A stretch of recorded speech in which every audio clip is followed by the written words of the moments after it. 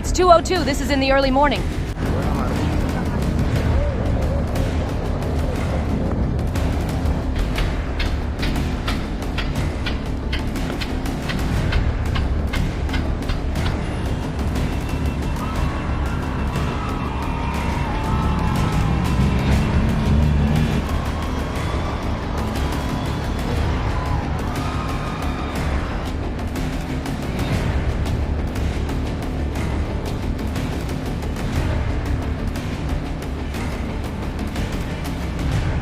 And there, at that moment, Nicolas Maduro is relying on the help of one of those members to be able to disembark, since he can't open his arms to support himself because his hands are handcuffed. In the early morning of January 3rd, residents of Caracas, the capital of Venezuela, wake up to strange lights in the sky. Explosions in the distance, fire, the sound of something cutting through the air, and then helicopters appear flying low, very low, dozens of them. People run to the windows and start filming. No one understands what's happening, and suddenly the whole city plunges into darkness. What these people didn't know is that they were witnessing the largest United States military operation in Latin America in decades, and that in a few hours,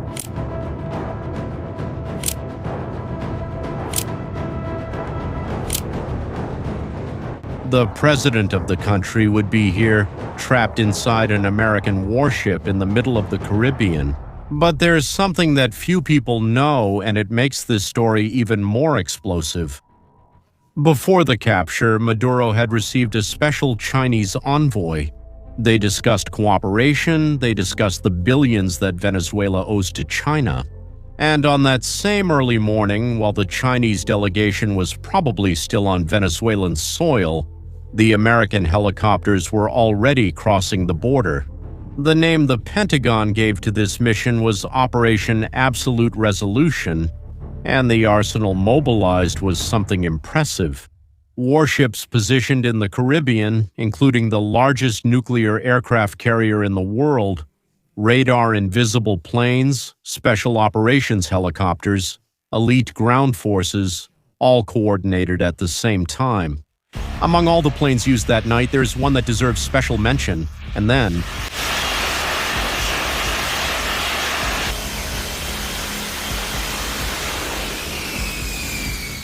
the F-35. Considered the most advanced military aircraft on the planet, it was designed to be virtually invisible. It appears on enemy radars. The signature is so small that it looks like a bird, not a warplane carrying heavy weaponry. Venezuela simply had no way to detect it approaching. But the real protagonists that night were the helicopters. The United States chose two very specific models, the MH-60 Black Hawk and the MH-47 Chinook. These weren't standard versions, they were special operations variants modified for high-risk missions. What makes these helicopters so different is that they were designed to fly extremely low. We're talking about 10 or 15 meters above the ground. Flying like that, they're literally below the radar.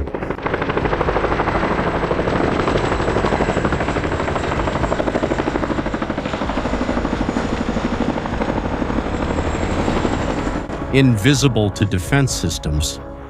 Besides that, they fly at night completely without lights, using only night vision. And then there are the pilots.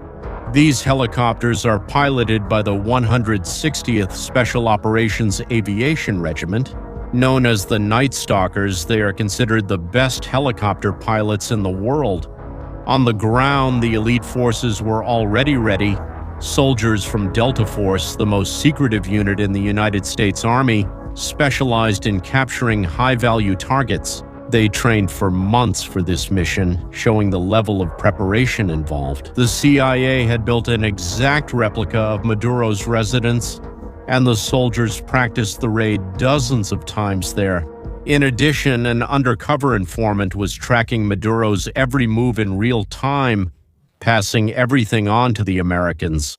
Now let's go over the exact timeline of what happened. It was nearly 2 a.m. in Caracas.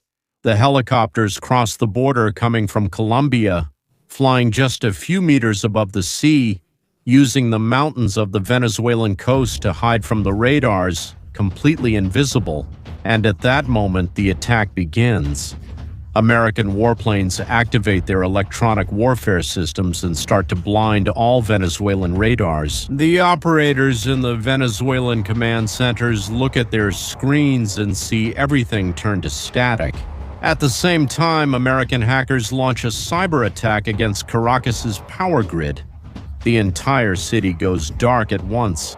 Trump later described it with 2 words.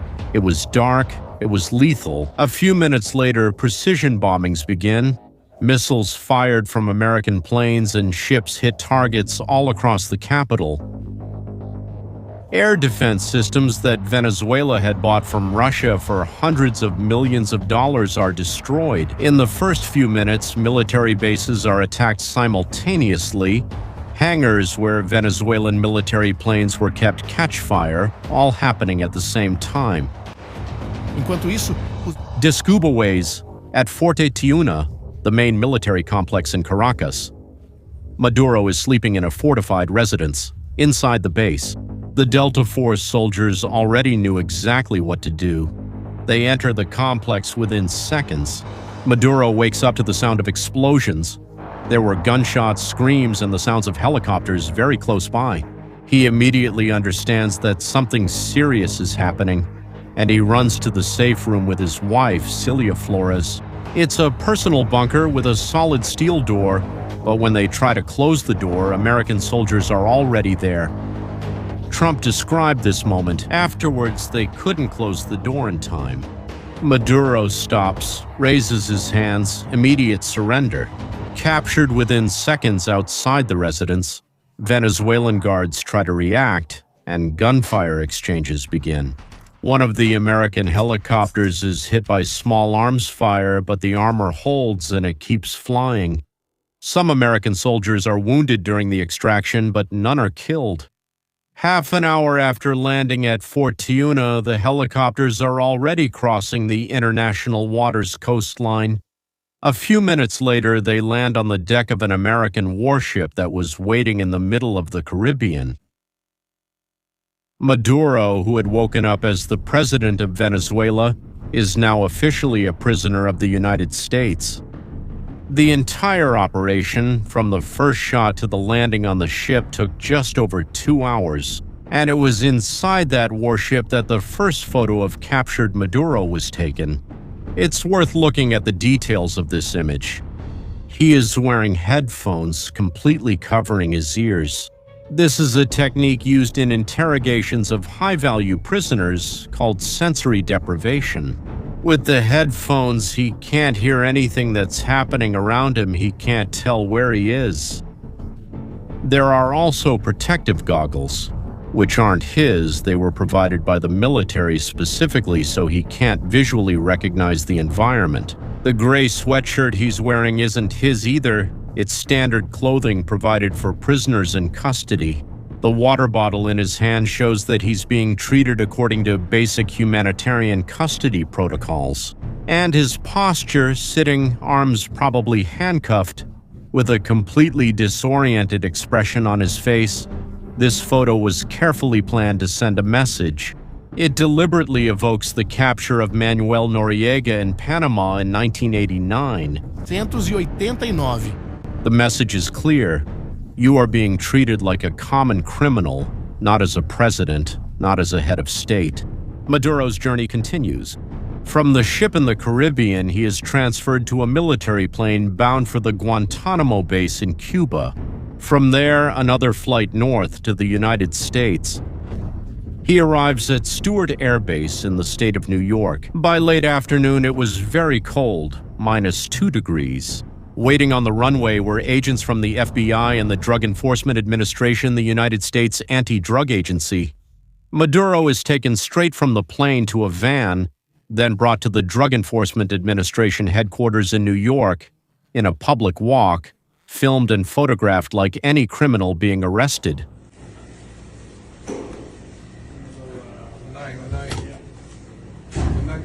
The final destination is the Metropolitan Detention Center in Brooklyn. a maximum security federal prison. The charges against him are extremely serious. The case is being handled by the Southern District of New York. The main charges include conspiracy for narco-terrorism, conspiracy to import tons of cocaine into American territory, and use of weapons against the United States. Prosecutors allege that Maduro led the so-called Cartel of the Suns for more than 2 decades, using planes from the state oil company to transport drugs. The first hearing is scheduled for this Monday, January 6th. If found guilty on all charges, he could spend his life in prison. Meanwhile, in Venezuela, the country has plunged into chaos. Maduro was captured so quickly that he didn't have time to name a successor, didn't have time to give orders, and now 3 different people are fighting for power. The first is Delcy Rodriguez. She was the executive vice president and was appointed by the Supreme Court as interim president. She became the first woman in history to lead the Venezuelan executive branch. Publicly, she demands the immediate release of Maduro and calls the operation an international crime. Delcy stated that the country will never be a colony of any nation and that Maduro is the only president of Venezuela. The vice president was surrounded by officials and members of the government. She demanded the immediate release of Maduro and his wife, Celia Flores. She also stated that all national power in Venezuela has been mobilized and that it is their duty to safeguard the independence, sovereignty, and territorial integrity that have been attacked. But behind the scenes, she is holding talks with Marco Rubio, the American Secretary of State. Trump himself declared that he is willing to work with her and said that she will do whatever it takes. The second person, Vladimir Padrino Lopez, is the Minister of Defense and commands the Venezuelan Armed Forces. He appeared in a video visibly shaken, condemning the operation and promising to resist. Today, on January 3rd, the Venezuelan people have been the target of the most criminal military aggression by the United States government. From North America, we will deploy all our capabilities for the comprehensive defense of the nation, the restoration of order and peace. Therefore, we will activate everything under BBVA condition. Where are they, Nan Demo? Pliegue masivo de todos los medios terrestres, aéreos, navales, fluviales y misiles. But the important detail is that he didn't announce any counteroffensive, didn't mobilize troops, didn't declare anything concrete. And the third person is Edmundo González Urrutia, the opposition leader. He was declared the legitimate president by the Venezuelan opposition based on the July 2024 elections. E 24. Maria Corina Machado, the great opposition leader who won the Nobel Peace Prize in 2025, declared that the time for freedom is now, but González is exiled in Spain, and Trump has shown no sympathy for Maria Corina. For González